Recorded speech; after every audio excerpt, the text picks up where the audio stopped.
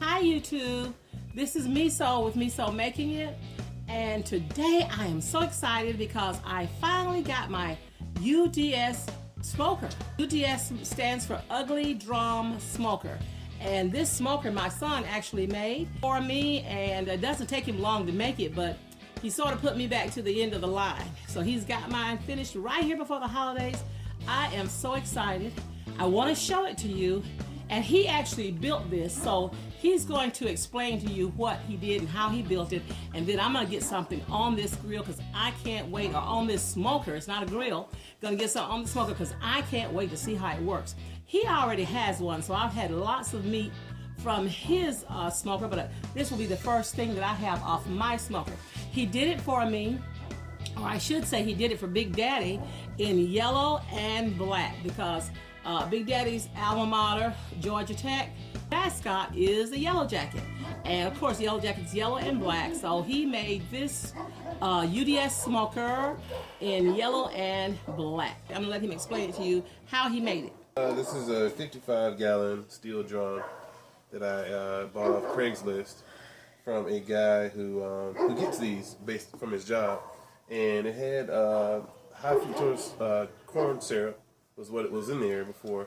And so I got the barrel, built a big fire inside of it, burned out all the corn syrup, well, poured out the corn syrup, and then burned out the rest of it. Is it good? Should you always make sure that your drum that you purchase, should you always make sure that what it's contained in it before you buy it has been food? Yeah. As opposed to some kind of grade. chemical? Yeah, definitely food grade, because some of these will hold things like hydraulic fluid, oil, and things like that. Yeah. You don't want that. You don't want that kind. How much did you have to pay for that? I think this one was $15. Oh God. Something like that. So 15 Okay. bucks. And then so built a big fire, burned off all the paint, because I think it was like grayish or something. I burned off all the paint, burned out the liner on the inside, and then burned out all the corn syrup. Then made a couple trips to Lowe's to get things like the handles on top here. These pipes and pipe fittings. The thermometers here are actually smoker thermometers. I got them off of eBay, I think $10 or something like that. And You have two thermometers on there. yeah, there are two racks. There's a bottom rack and top rack, so you can see the difference in the temperature. And usually these will vary about 10 degrees. Usually the top rack is, of course, cooler, about 10 degrees. It depends on what you're cooking and how cold your meat is. If your meat's colder, cool it off more. Is it important to have a thermometer on these things? Yeah, you do want at least one. You don't really need two. Two's kind of overkill, but at least with you do want to have at least one, so you'll know if you're for some reason cooking higher than you want to be. So the pipes. So this you got one of these on each side, and you got these three holes right here. So these are your air inlets, and these just screw off, and that allows air to go inside the grill. So you got your fire is about right here. And so it allows air to go in. So the more air that goes in, the hotter the fire will burn, the quicker and hotter. So you'll get up to let's say 300 degrees if you have all of these open and all that. But if you want to cook down to maybe like 240, 250, so you'll probably, so let's say you take two of these off and you're cooking now at 275, and you say, look, I want to cook at 250. So I want to drop it down about 25 degrees. Well, then put one of these back on, and then see what happens. Typically, maybe like you put one back on, and it may drop, 20, 30 degrees, and then you'd be right where you want to be. If you want to drop it down a little more, then or play around with the temperature, raise it a little more. Maybe you can open one of these up. And the cool thing about these are, how like these only open either closed or wide open. With the valve on top here, you can play around and customize your temperature. So let's say you want to cook at 265, and you're just one of these off, you're at 260. So then you can open this up halfway and get you to 265. Okay, so those side pipes that you opened it up and graduated in degrees. Right. Okay. Yeah, it gives you more control. Okay, and at the bottom, you got it either all the way open or all the way closed. Right. Okay. So it gives you variation. So typically, would you need to cook anything with all three of those on the bottom, or you just got to always try? Well, just based on how mine works, if you were to open up all three and then open both sides, basically all five wide open, you'd probably be cooking around 315. Oh, so that's too high. Yeah. And typically when you're smoking, you want to stay at around 250? 250. Yeah, Okay. 250 to 275. Now, once you get it up to the temperature you want to, is it hard to keep it there? You got to always keep messing with it. You may have to touch it, you know, a couple times over the course of a 15-hour cook. You may have to adjust it because sometimes, you know, the wood will burn down and it'll shift, and then it may shift and it'll kind of heat up or whatever. But for the most part, you just you know, you just play with it a little bit. You will not have to worry about going from 250 to 350. You know, you might go from 250 up to 270. And if that bothers you and you don't want to, you know, you got to run out here and change it. You know. If you're trying to lower your heat and you come up here and close something up, so how long does it take to lower? About 30 minutes, 20 minutes? Less than 30, probably more like 15 minutes. Okay. To really see so it's something you're going to have to give it a little minute. It's not like a gas burner. No, it's not going to be immediate change, but it will. Now, also too, when you get done, let's say you find out that you put too much wood in and you still got wood left in here. Then what you do is you cap all the holes, close these up tight, and just let it choke itself out, and then you'll have some wood left over for next time. I just want to get a closer look at this grill. What is this? You have a chimney on top?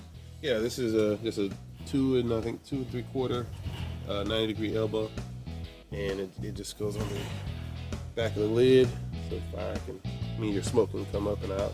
What is this? It works out good that Weber makes a 22.5-inch smoker, and they sell replacement racks at Lowe's. Oh, so you just got the replacement racks? Yeah, so you can pick up to put in here? Uh-huh. Set right size that you need, huh? Yep. That's good. That's good. And so Weber, so you got 2 of them. Okay, so are both of I can't lower that lower rack, huh? That's as high. Okay. That's as low as you want to go because you don't want to get any closer to the fire. Okay, so you had to purchase 2 racks to go in here. Yep. Okay. And so yeah, buy 2 of these racks, and they're about $20 a piece. Okay. So. All right. And it's kind of cool if you let's say you had something on the bottom, chicken wings or something like that. You can actually flip one of these sides back, and you can stick some tongs down here and get to the bottom rack. Oh, see that again? Yeah. If you don't, and then both sides do it. So. Let's see that. Okay, both sides do it. Yeah. Okay, that's good. And does that top and bottom rack both do that? Yeah. Although you wouldn't need it on the bottom. Right. Okay, so let's see here. I want to get a close look at these thermometers and these little caps at the bottom. And here's your pipe on the other side. I want to make sure that I'm just really showing this grill really good. So here are the handles that you put on it. Yeah, those are just garage door handles. Okay, and you just screw them in? Mm-hmm. Okay. You have to drill holes, of course. Yeah. Okay, and then at the very bottom, we can't show that, but at the very bottom, you have it on wheels, right? Weld some wheels to the bottom. Yeah, move it. Yeah. So you don't have to weld. I mean, I have a welder. You could, just drill holes in the bottom, bolt them in. Stick it all over. But you welded these on? Yeah. Very good. Okay, great. All right, I love it. I love it. Now I want to see what it does in terms of cooking. So let's get something on the grill.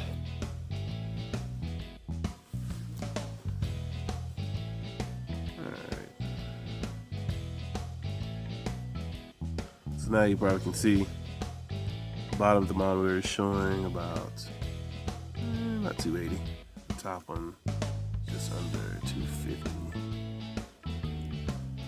Just under 250. I don't know if you can see that. Alright. So we're going to put on one of the caps to restrict the airflow a little bit. We can try it again.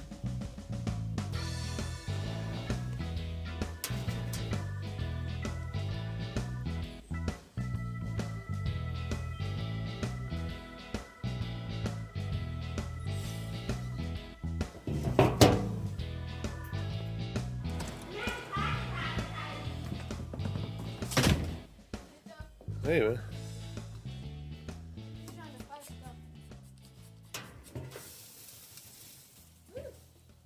I must have cooked for a long time.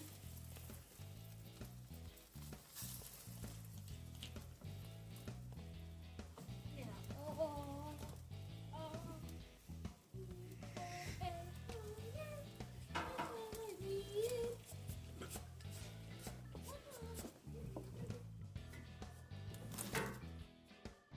Look what we just took off of the grill. We've got some wieners here, and these are some bacon wrapped jalapenos stuffed inside with hamburger. And I also got a little steak that we smoked on there, and I even smoked some macaroni. I'm going to show that to you on another video just a little bit later on. But look at this. It's time to eat. Let me take a few of these guys out so you can get a better look at them.